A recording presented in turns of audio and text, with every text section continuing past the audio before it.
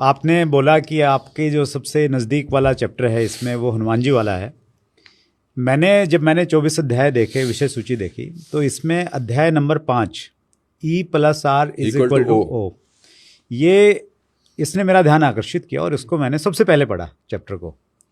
इसके बारे में थोड़ा डिटेल से बातचीत करते हैं। और मुझे बहुत ये एक बिल्कुल अलग सी चीज़ लगी, और जब मैंने अपनी ज़िंदगी पे भी इसको लागू करके देखा तो मुझे लगा कि यार बहुत वैलिड है, क्योंकि आदमी कहीं ना कहीं चेक करता है और फिर लगता है कि यार 100% सही है। तो E+R = इस अध्याय के बारे में थोड़ा बताएं सर। इस किताब में सबसे पीछे आखिरी के बिल्कुल पेज पर सबसे उसको उलट दें तो एक कोट लिखा है मैंने, वो मेरी ज़िंदगी का शायद सबसे अच्छा कोट है जी। और वो किसी जयपुर के प्रोग्राम में मेरे मुंह से स्वतः ही निकल गया कि घटना का घटना आपके हाथ में नहीं है, घटना में रंग भरना आपके हाथ में है। मैं थोड़ा सा इंटरप्ट कर रहा हूँ। इस कोट को जब मैंने ये पढ़ा तो इसको आपके नाम के साथ मैंने 10 बार तो जरूर कोट कर दिया। अरे अरे अरे अरे, अद्भुत है ये अपने आप में। जयपुर के एक इवेंट में मेरे मुंह से निकल गया। स्टेज पे कभी कभी निकल जाता है आपके मुंह से, बहुत कुछ निकलता है, लेकिन कुछ ऐसी चीज़ें होती हैं जो कल्ट हो जाती हैं कि फिर यार फिर दोबारा नहीं बोली जा सकती। कि घटना का घटना आपके हाथ में नहीं है, घटना में रंग भरना आपके हाथ में है। तो ई तो है घटना, जिसको बोलते हैं इवेंट, राइट, और आर जो है उसमें रंग भरना, जिसको बोलते हैं रिस्पॉन्स, और ओ है उसका आउटकम। कि घटना आपके हाथ में नहीं है, इवेंट कुछ भी हो सकता है। आपके घर में प्रॉब्लम हो गई, आपकी टीम खराब हो गई, कोई भी नकारात्मक बात आपके साथ हो गई, अब उस पर आपका रिस्पॉन्स डिसाइड करता है कि आउटकम कैसा आएगा। कभी कभी क्या होता है, छोटी सी घटना में हमारा रिएक्शन इतना खराब होता है कि घटना तो तिल मात्र की होती है और रिएक्शन इतना हमारा खराब होता है कि आउटकम और बर्बाद हो जाता है। झगड़े हो रहे हैं रोड पे, हाँ, मतलब छोटी सी बात थी, 2 गाड़ी का बम्पर लग गया, अब दोनों उतर गए, गाली गलौज होगी, इतने में मर्डर हो गया। मतलब बम्पर को ठीक कराने की कीमत 500 रुपए थी, आदमी चला गया।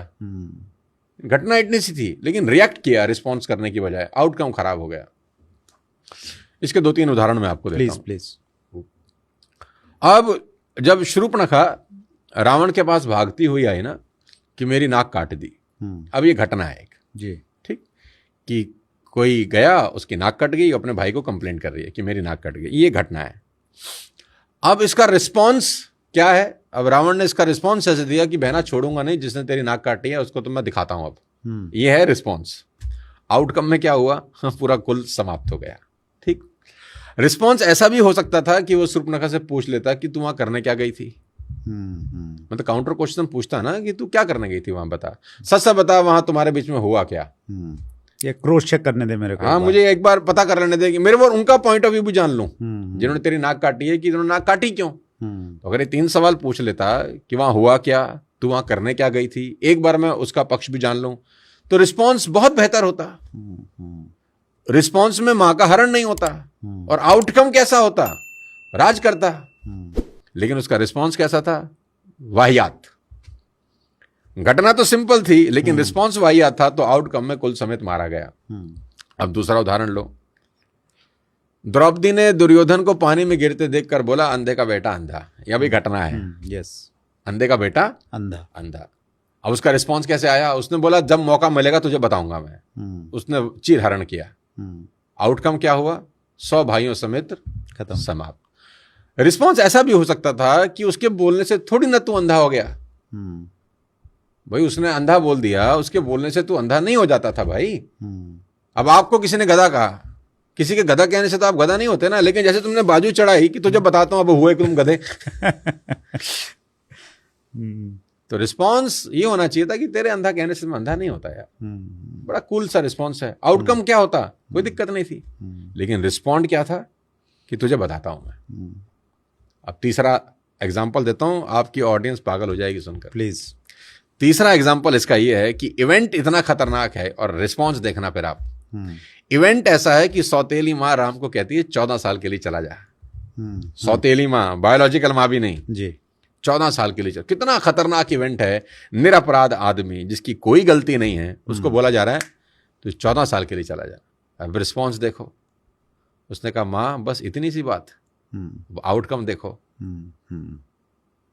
कि वो एक राजा मर्यादा पुरुषोत्तम भगवान राम में कन्वर्ट होके लौटे 14 साल के बाद। ये है आउटकम।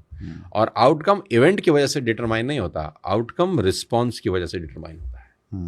अब 3 आपको मैंने अलग अलग एग्जाम्पल दिए। पहले 2 में रिस्पॉन्स इतना वाहियात था, कुल समाप्त हो गया, और तीसरे में रिस्पॉन्स इतना शालीन था कि आज युगों बाद भी भगवान राम की चर्चा होती है सिर्फ उस एक रिस्पॉन्स के कारण। अगर वो अटक जाते उस दिन कि मैं नहीं जाता, मैं कैसे चला जाऊं, गृह युद्ध हो जाता। लेकिन रिस्पॉन्स इतना शानदार था कि अरे भरत बना मैं बना एक ही बात है। देखो कमाल हो गया है। सारा खेल उस आर का है वत्स साहब, जो ई के बाद आता है।